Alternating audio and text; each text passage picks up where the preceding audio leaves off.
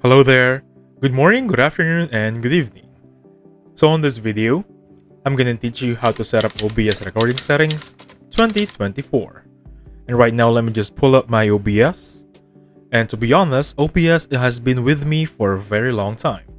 This has been my recording, streaming devices for I think 5 years now. So I'm gonna teach you my personal favorite regarding the settings to give you the best output on the recording. So just as a disclaimer guys, this is not a settings for streaming, but for recording itself. I have a video about streaming, so please check it out. So as you can see right there, I am currently recording. Of course, to get in the settings itself, do not click on the gear icon here or even here. You might get lost over these options right there, so I suggest click on the file option right here and click on settings.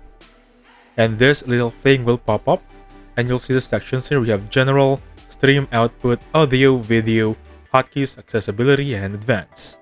We're gonna focus first in general, and to be honest, this is self-explanatory regarding the language. If you're familiar with English, just set on English. So as you can see, it's been grayed out as of now because currently I am recording.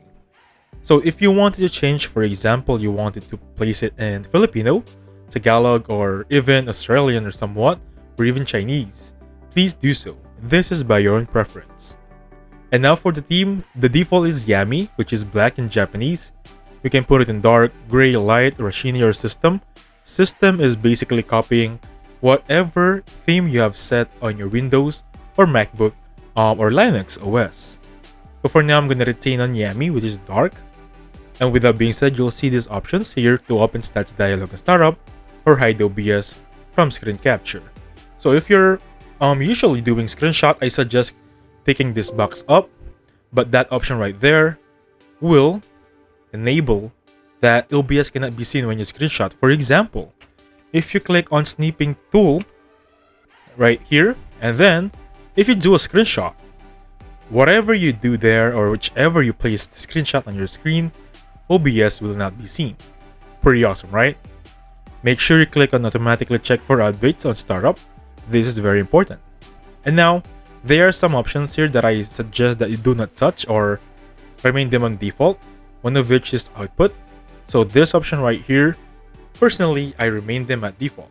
So with that being said, there is a option here where by your own perspective, it's going to be by your own choosing. It's going to be automatically record when streaming. So by combination, if you start streaming, OBS will record. Basically, that's it. And with that being said, you have here snap sensitivity. Basically, it's how you snap on your OBS. Snapping means on how smooth the transition is. For example, if you disable this one, the snapping will be very lag, or it's very laggy, or it's slow. It's not really smooth regarding the transition. So please enable this one and place the sensitivity to 10 to 12. So after enabling your snap motion, make sure to click those two boxes right here. Snap sources to edge of the screen and snap sources to other sources. Basically, we're really enabling snapping. And with that being said, this option right here will be by your own preference, but I'm going to retain them as default. For middle to view, all of this is checked. Studio mode is the one on the last one. So you can just post a video as I hover here because the last few options are by default. Now, let's move on with the next one. So stream is basically for streaming. I'm going to ignore this entirely because this video is for recording. Again, I have a video for streaming, so please check it out. Now, output. This is where we're gonna talk a lot. Let me just place it on recording right there, and here we have it. So the first thing you want to do here, first thing you want to check is, of course, the file path.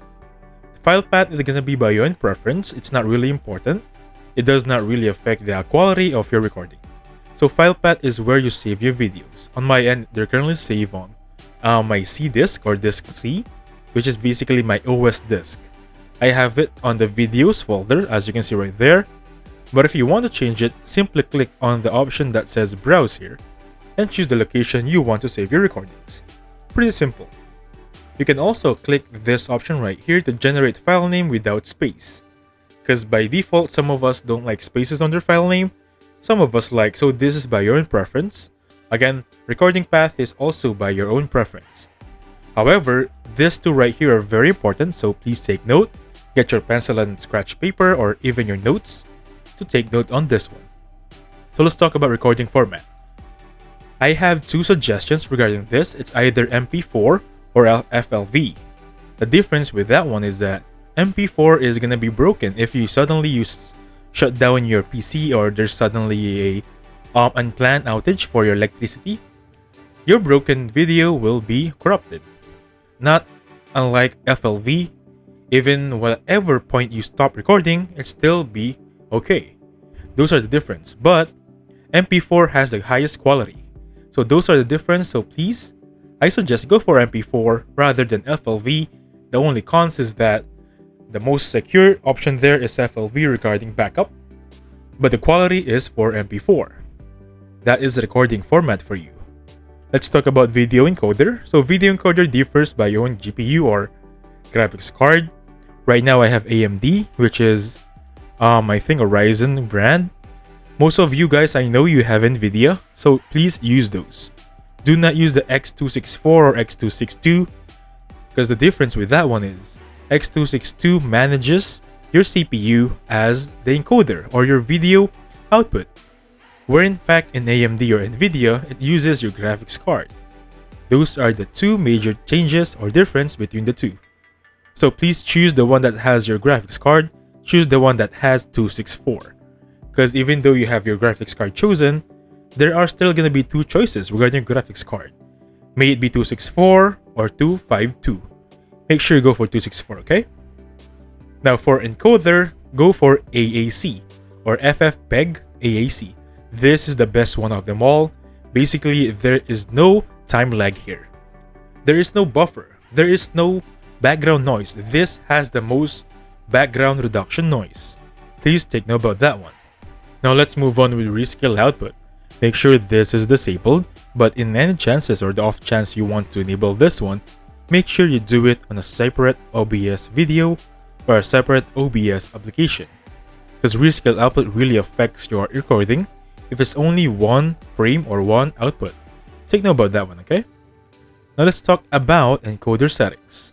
So make sure for encoder settings you are in CQP, because by default you are in CBR.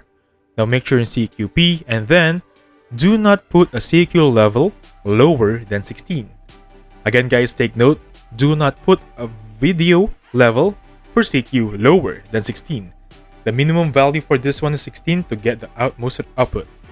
Now talking about CQ level for the minimum of 16, that is the most acceptable, and the highest of course or the maximum recommended would be 18 to 20. Again, it's going to be 16 to 20, those are the ranges. So please use them properly. Now for the keyframe, I'm going with this one for 2 seconds. And for the quality or preset quality, go for quality always. Now there are some options there. It says SP7 or SP5. Please go to SP7. Because those are the older versions of OBS wherein you have a lot of preset templates. But for this one, it's just going to ask you maybe balance, speed, or quality. Please guys, always choose quality. And now let's talk about the profile. Make sure this is high to give you the highest quality available regarding your OBS. Max frame, make sure this is 2 only. Not higher than 2, not lower than 2. And for the option right here, make sure this is blank.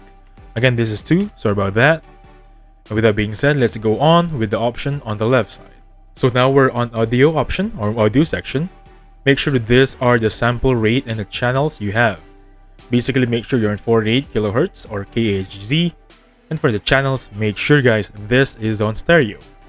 Now for some reason, you're using a gaming headset with a microphone or an output audio with a different device.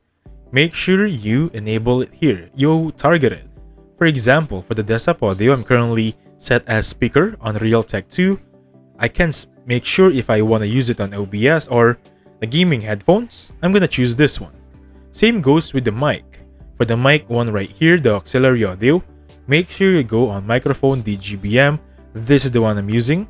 If you have a gaming headphone with a microphone, make sure you place it here. It is pretty important to set properly, which is your output device, which is your input device regarding microphones. So mostly right there are the most important regarding audio. This right here, the mirrors, make sure they're on default. Default is fast and sample peak. Now let's move on with video. For the video, it's pretty simple. For the base scan resolution and output scaled, make sure you choose your monitor's resolution. On my end, it's going to be 920 by 1080, and same goes with the output resolution. Make sure it's the recommended resolution of your monitor or your device. For the common FPS value, the safest one is going to be 60, not higher than 60, and not lower than 60. Now let's move on with the hotkeys. Now hotkeys, these are pretty choosing or by your own perspective. For example, right here, my start recording and stop recording is F1 and F3. If you want to place it for start screaming, for example, space, make sure you enable this one. Again, I won't really dictate what you want to put here because this is by your own preference. So since we covered hotkeys, accessibility, this is by your own preference also, or leave it as default. I really don't suggest changing anything here because you might experience some trouble. Now let's move on with advanced. So for the very first part, this is very important. So please take your pen and your paper. Take note that for process priority, make sure it's always on normal. If you place it above normal or high, anything you do on your computer will be lessened regarding priority. For example, you're gaming. Everything you do for Facebook or YouTube, they'll be less priority in a sense that your GPU and your processor will not give 100% regarding your gaming or YouTube or Facebook. It's going to be allocating on OBS. Not really recommended. So for video, I'm going for Direct3D 11, most recommended, color format NV12. You can pause a video on this part to copy everything I have on my video option. For color range, limited. If you place it on full, you might experience some problems later on. And now lastly, actually this is the most important font for me regarding recording. File name formatting is going to be here by name, month, date, hour, months, and seconds. And for this one, you're going to have an option that says automatically remix to MP4. Guys, remember when I say FLV earlier versus MP4? Because if you blue screen, if you crash your computer while you're using MP4, everything you do from the start is gone. So I suggest, just to be safe, choose this one, option right here. Even if you click this one, record as MKV, after recording, OBS will automatically convert it to MP4, which is the quality we're looking for. So it's a win-win situation. So again, make sure this is tick up. This is checked, okay? Stream delay, automatically reconnect. This is by your own preference, but those metrics I have just told you will give you a very good recording quality. So make sure you click on apply and click on save. Let me just go back there and where you have it. So again guys, those are the things to take note of to get the best recording settings in OBS. So thank you so much for watching. Please hit the like button, subscribe. I'll catch you guys on the next one. Goodbye for now.